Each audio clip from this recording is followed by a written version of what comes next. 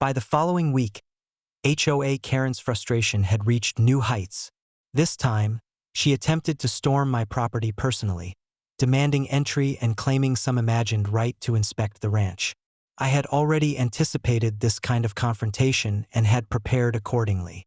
By mid-morning, she arrived, her usual entourage of board members trailing behind, looking more like a mob than a neighborhood committee.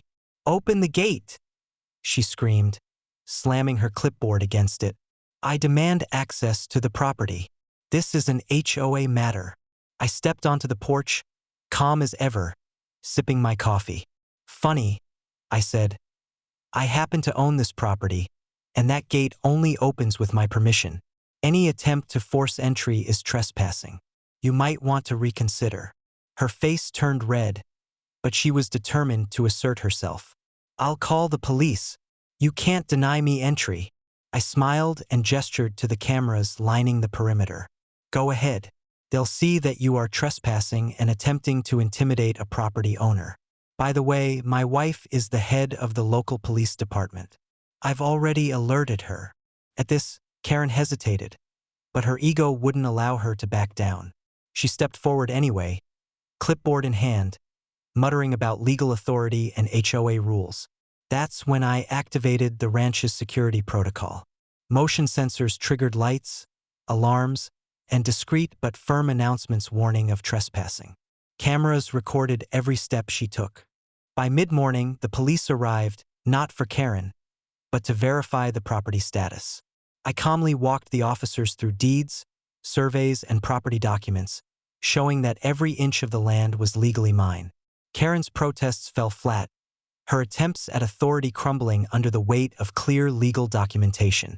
By noon, she tried another tactic, attempting to involve neighbors as witnesses to her rights.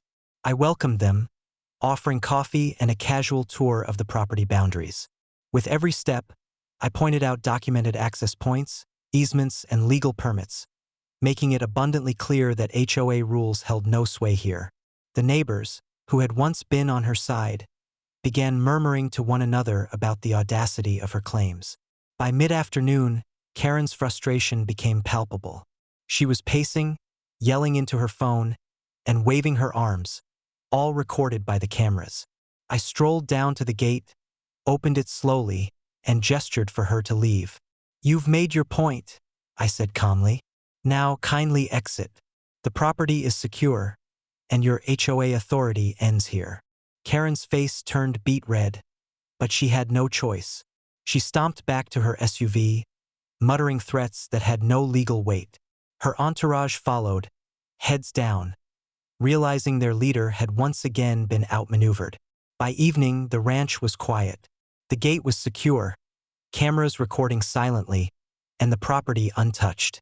I walked the perimeter, checking the motion sensors, locks, and security cameras, making sure every potential intrusion point was fully protected. Neighbors whispered about the spectacle, amazed that Karen had stormed the property only to be thwarted completely.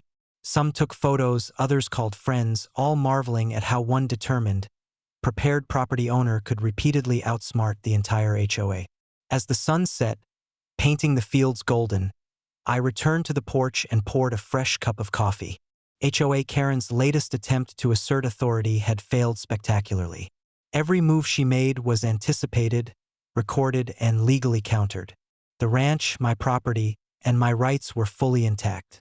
And in the distance, I could almost hear the echoes of her frustration. A reminder that entitlement would always meet consequences on my land.